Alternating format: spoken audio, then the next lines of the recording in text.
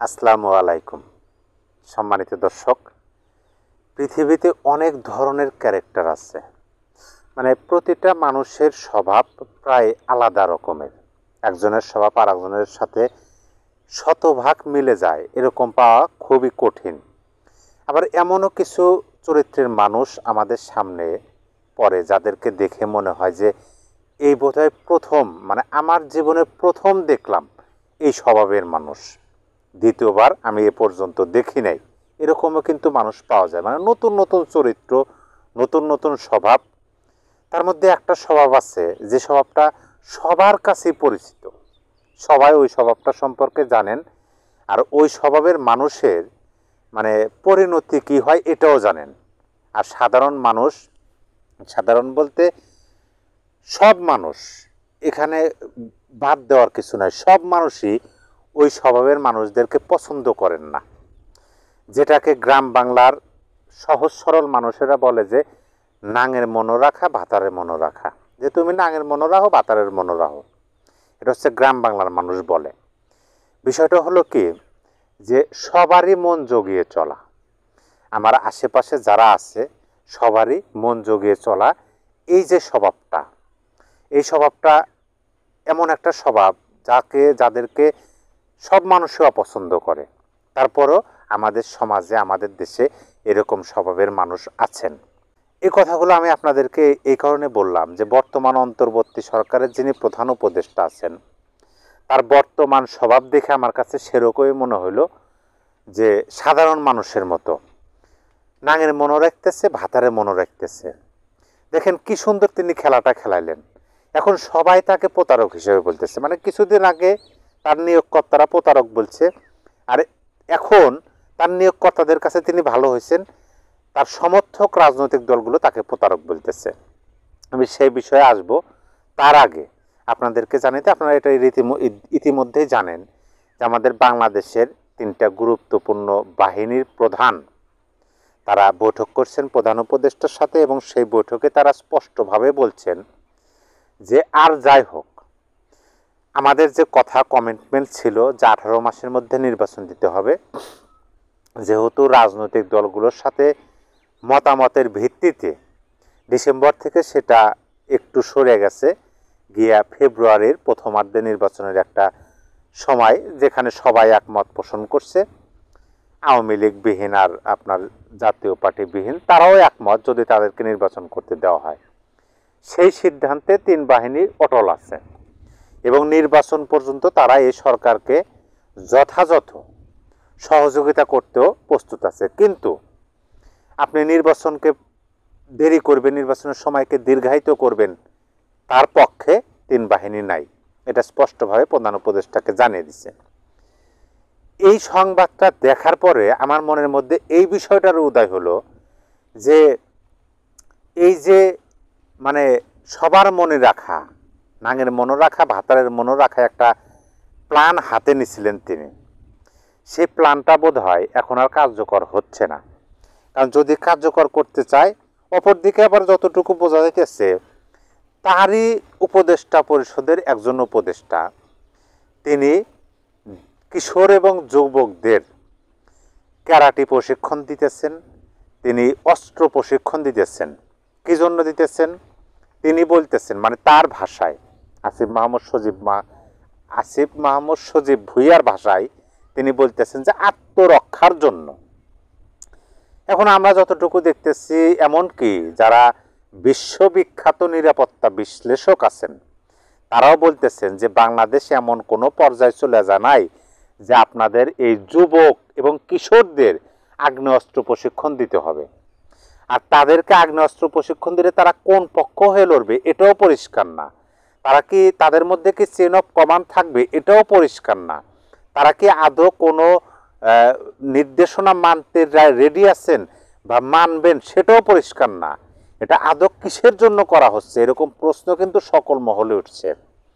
এখন আমরা সাধারণ মানুষ, সাধারণ বিবেক বুদ্ধি যুক্তিতে যতটুকু বুঝতেছি যে এই আসিফ মাহমুদ সজীব ভুইয়া একটা সময় বলছিলেন যে জুলাই আগস্ট আন্দোলনে 5ই আগস্টে যদি আওয়ামী সরকারের পতন না হইতো, ক্ষমতাচ্যুত না হইতো, তাহলে তারা সশস্ত্র সংগ্রামের জন্য প্রস্তুতি ছিলেন, প্রস্তুতি গ্রহণ করবেন এরকম কথা কিন্তু তিনি বলেন না যে 5ই আগস্ট আওয়ামী লীগ সরকার যদি ক্ষমতাচ্যুত না হয় তাহলে আমরা প্রস্তুতি গ্রহণ করতাম সশস্ত্র যুদ্ধে আন্দোলনে, এই কথা বলেন না। তিনি বলছেন যে প্রস্তুত ছিলেন।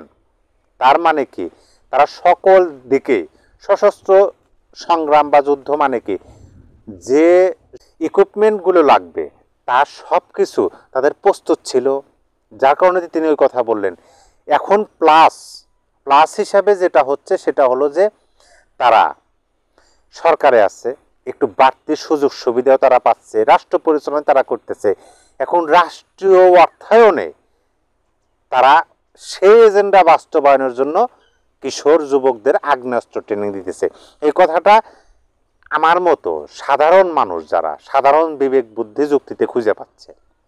এখন বিষয়টা বোঝেন, ইউনূস সাহেব তিনি এই দিকও মন রাখেন, ওই দিকও মন রাখেন। কি জন্য?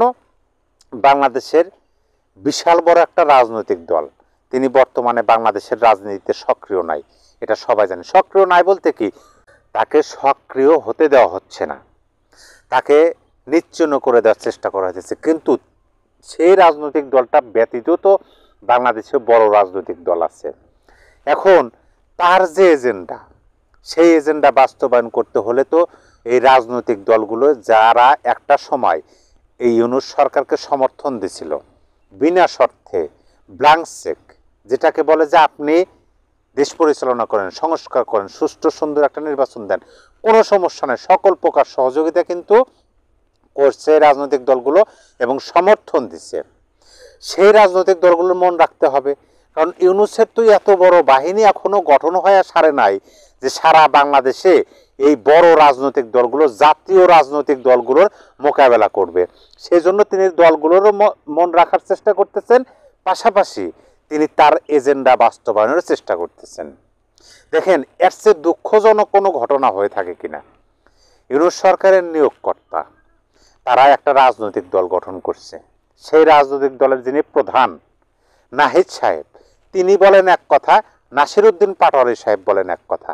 তিনি কি বললেন হঠাৎ করে, যে আপনারা তো কাবিননামায় সই করছেন, এখন সংসার করতেই হবে। তার মানে কি, আর একটা কথা বলছেন যে হ্যাঁ ভোটে জন্ম, না ভোটে মৃত্যু হবে। এই যে হুমকি দিচ্ছে, কার বলে দিতেছে?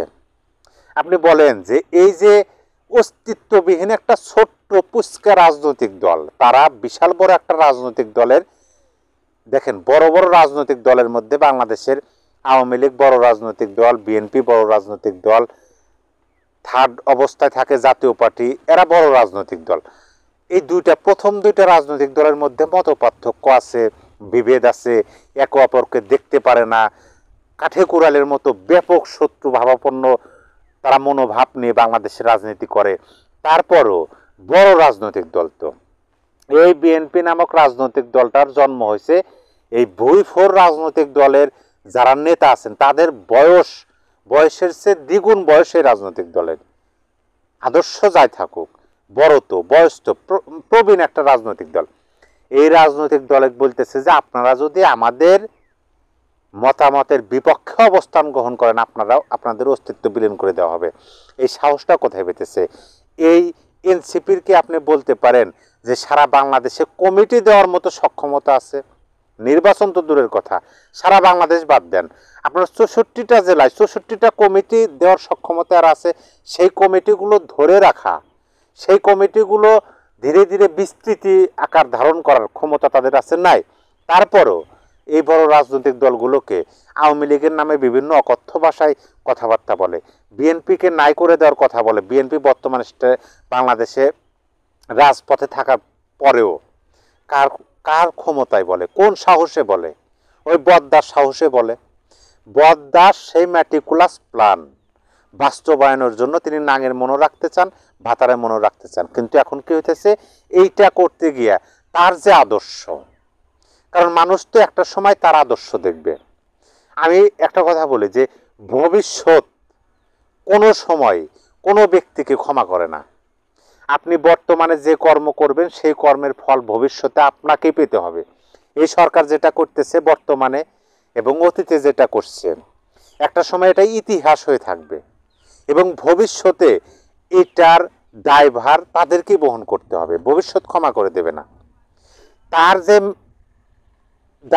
দায়িত্বটা কি? তার দায়িত্বটা হলো যে তিনি এই সংবিধান অনুযায়ী শপথ গ্রহণ করছেন। সংবিধান অনুযায়ী শপথ গ্রহণ করছেন কি সংবিধানকে সমুন্নত রাখবেন, আর তিনি ম্যাটিকুলাসলি সংবিধানকে নাই করে দেওয়ার জন্য কাজ করতেছেন। জুলাই সনদটাই এমনভাবে তিনি সাজাইছেন যে এটা যদি বাস্তবায়ন হয় সংবিধান অটস্থগিত হয়ে যাবে, এরকম ভাব। এবং সংবিধানের নাম হবে কি সংবিধান 2025। সংবিধান বিশ্লেষকের কথাই শুনলাম, সংবিধান প্রণয়ন নেতাদের কথাই শুনলাম। স্বাধীন মালিকের বক্তব্য আপনি শোনেন, যে এমন তিনি তার একটা বক্তব্য শুনলাম, তিনি বলছেন যে এই বর্তমান সরকার যখন দেখতেছে যে কোনোভাবেই তিনি গোল দিতে পারতেছেন না, তখন কি করতেছে যে গোলের যে বার আছে সেই বারটা তিনি লম্বা করছেন, আরো বড় করতেছেন, তারপরে তিনি গোল দেবেন এরকম একটা পরিবেশ পরিস্থিতি তিনি তৈরি করতেছেন। কিন্তু ওই গোল তো গ্রহণযোগ্য হবে না, যার কারণে আমি বললাম যে ভবিষ্যৎ ক্ষমা করবে না, এই সরকারকে ভবিষ্যৎ ক্ষমা করবে না। বাংলাদেশের রাজনৈতিক দলগুলো আমাদের মতো সাধারণ মানুষ যে বিষয়গুলো বোঝে, আর এই বড় রাজনৈতিক দলগুলো সেটা কেন বুঝতে পারে না তারাই ভালো জানে, সেদিকে আমি যাব না। কিন্তু পরিশেষে এই কথাটাই বলবো যে এই ধরনের মানুষ, মানে এই স্বভাবের মানুষদেরকে বাংলাদেশের আপামর জনসাধারণ মেনে নেয়নি অতীতে, বর্তমানে নেবে না, ভবিষ্যতে নেবে না। যাদের ওই যে উভয় পক্ষের মন রাখার চেষ্টা করে নিজের আদর্শকে বিলীন করে। সংবিধান সমুন্নত রাখার তিনি শপথ গ্রহণ করছেন সংবিধানের অনুযায়ী, সংবিধানের আওতায় শপথ গ্রহণ করে সংবিধানকে বিলীন করার চেষ্টা করতেছেন। তার মানে কি এটা করার জন্য 2.0 বাংলাদেশ প্রতিষ্ঠিত করার জন্য তিনি একবার তার নিয়োগকর্তাদের মন রাখার জন্য কাজ করেন, একবার রাজনৈতিক দলগুলোর মন রাখার জন্য কাজ করেন, আবার বিরোধী পক্ষের মন রাখার জন্য কাজ করেন, আমাদের সার্বভৌমত্বকে অ্যাটাক করেন। আমি পুলিশের মহাপরিদর্শকের বক্তব্য শুনলাম, তিনি স্পষ্ট ভাষায় বললেন, তার যে কণ্ঠস্বর, সে কণ্ঠস্বরের যে কাপা কাপা কথা, চোখের যে পানি, মানে কি বলে, একটা তার ভেতরের কান্না চলে আসতেছে এরকম একটা ভাবে তিনি কথা বলতেছেন, স্পষ্টভাবে বোঝা যায়। তিনি দুঃখ প্রকাশ করলেন যে একটা স্বপ্ন ছিল পুলিশ বাহিনীর, আশা ছিল যে এই যে 5ই আগস্টে এতগুলো পুলিশের প্রাণ কেড়ে নেওয়া হয়েছে, এই সরকার কোনো বিচার দেয় নাই। এই সরকার বলছে যে একটা স্বাধীন পুলিশ কমিশন গঠন করবে, এখন পর্যন্ত করে নাই।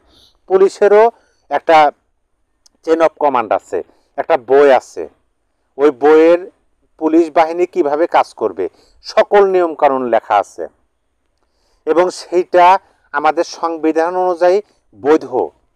সেই মাফিক চলার জন্য পুলিশকে স্বতন্ত্র, কোনো রাজনৈতিক দল, কোনো নেতা যেন তার উপর প্রভাব বিস্তার না করতে পারে, সেই জন্য ওই বই মাফিক তাদেরকে চলতে হবে। তাদেরকে স্বাধীনভাবে চলার জন্য এই সরকার কিন্তু প্রতিশ্রুতিবদ্ধ। আর কি করতেছে, এই সরকারের আমলে সবচেয়ে বেশি প্রভাব বিস্তার করা হইতেছে পুলিশ বাহিনীদের উপর। আবার এই সরকারের নিয়োগকর্তারা পুলিশ বাহিনীদেরকেই বিভিন্নভাবে অ্যাটাক করতেছে।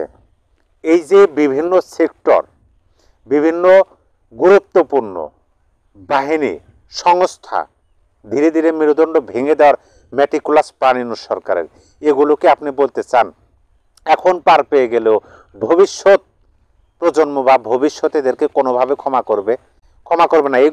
এই বিষয়গুলো তো মুছে যাবে না, এই বিষয়গুলো ইতিহাস হয়ে থাকবে, এবং এই ইতিহাস একদিন, মানে ইতিহাসের অন্ধকার আস্থা করে তাদের নিক্ষেপ করবে, এটাই বাস্তবতা।